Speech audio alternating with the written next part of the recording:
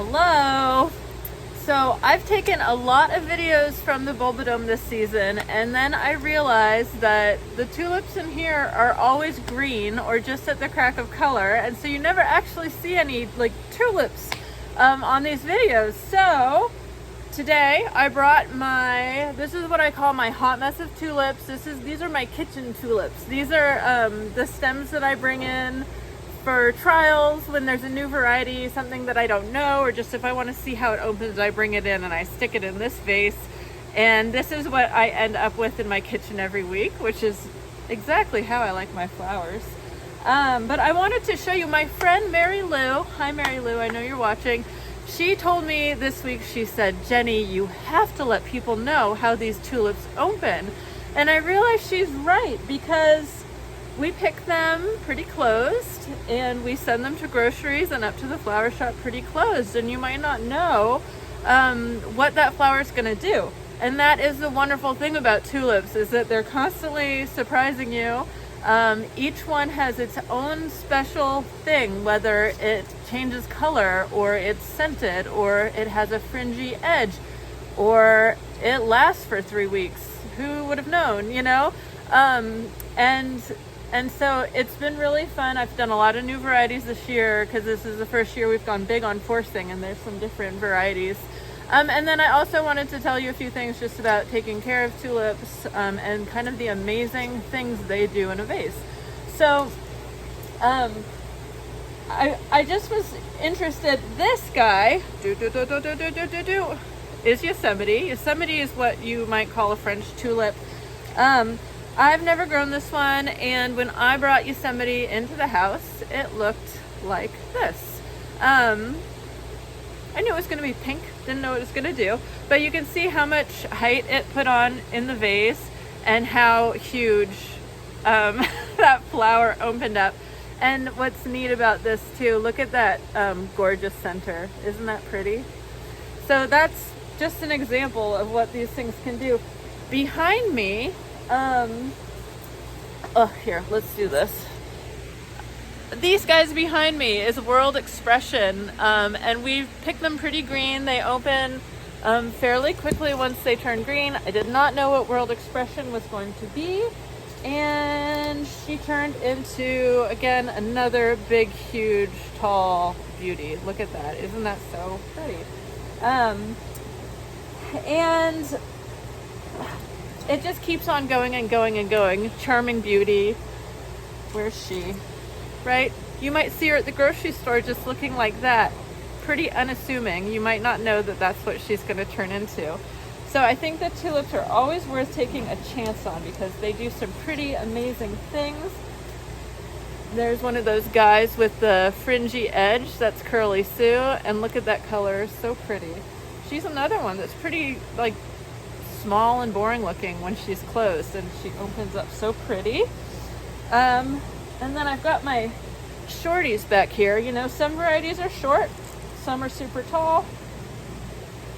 You know, each one gets to be its own thing. This guy is Orange Princess, one of my favorites. Not very tall, smells amazing. I can't even tell you, it smells like a nasturtium kind of.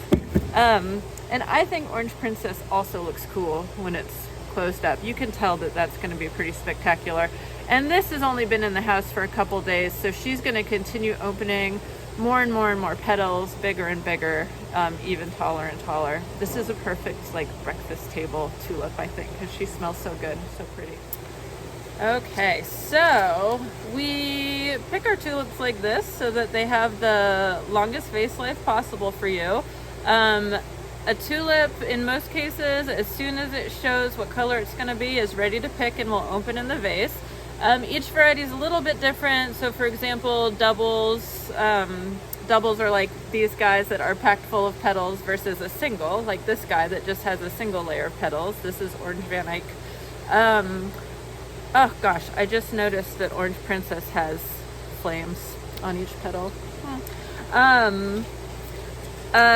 Anyway, the doubles take a little bit longer. They have to open a little bit more before we're able to pick them to ensure that they're going to open all the way for you. But yeah, picked like this, they'll give you the longest vase life. You might find more open tulips up at our flower shop. We always have some open ones up there because we have a lot of people come in who want beautiful, open, spectacular tulips for a party or a dinner like that night. And so we have, you know, there's a stage of tulip for everybody and every occasion. Basically, I just plunk them in water, and that's that. You have to be careful because they're very heavy drinkers. They'll, I had this vase totally filled with water just a couple days ago, and these guys drank all of their water and it was almost empty, and this guy started to wilt. Now I have come into my kitchen in the morning and my whole vase is like this, or even worse, like even like wiltier. And all I do is fill the vase back up with water again, and lo and behold, in a few hours, they will be totally perked up. Not many flowers will do that. I don't cut the stems. I don't do anything. I don't submerge them in water, nothing. You just give them some water and they'll perk back up again. That's one of the really cool things about tulips, is that they can be picked and stored dry, meaning in no water. We actually pick them. Do I have one I can do? How about this? Okay, hold on. I'm going to do this so you can actually see it. I just dropped a lot of tulips on the floor. Okay, boop, boop, boop. Here we are. Okay, this is double Negrita. She just came in and we actually just pull them. Oh, she's rooty. She's got roots on her. Pull them right out of the crate. Look at those roots. Right on the bulb, and we will put them directly into the cooler. That's like a nice picking stage for a double. You can see that it's showing a lot of color. It's starting to open. It feels a little bit puffy, so I know for sure she's going to open. But she's still very closed up and has a lot of opening to do, so that's like a nice, will give you a lot of vase life. So we'll store them in the cooler just like this, and they can store up to weeks. And they'll actually, on the bulb, in a really cool cooler, our cooler set to 34, they'll actually stay totally turgid like this for a couple weeks, 2-3 weeks. When it becomes field tulip season, our soil is so I won't say compacted, but compacted that we cannot get the tulips out with the bulb on. And so they come out of the ground, just like that. And we can still store them in the cooler for a couple of weeks with no effect on the vase life. But when they come out of the cooler like that, they're limp and they need rehydrated. We wrap them in paper, put them in water for, an hour, and they're rehydrated again. And like I said, the vase life isn't affected. So they're really amazing. I have accidentally frozen tulips. Our cooler went down too cold and froze them, and they all thawed out and had lovely vase life. I don't recommend you do it, but pretty neat that they can do that. And yeah, they're one of the only flowers that continues to grow after it's cut. Like, not only do they open, but they put on a ton of height, and they also follow the sun. So they're very unruly, which is something I like about them. They will be moving about all the time. They'll follow the sun in my kitchen and be in different places. For arranging, it can be a little bit challenging because you'll put a tulip exactly where you want it in an arrangement, and the next morning it will be 2 inches taller and facing this way.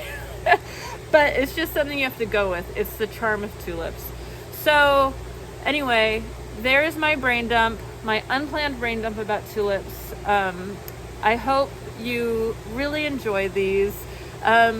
This week is the Passover and Easter holidays, and we're going to be working hard to get these out to as many of our fine local groceries as we can, and have a lot, and a big variety of varieties up at our flower shop too. So enjoy your tulips. There's another 6 weeks of tulip season maybe. Hooray.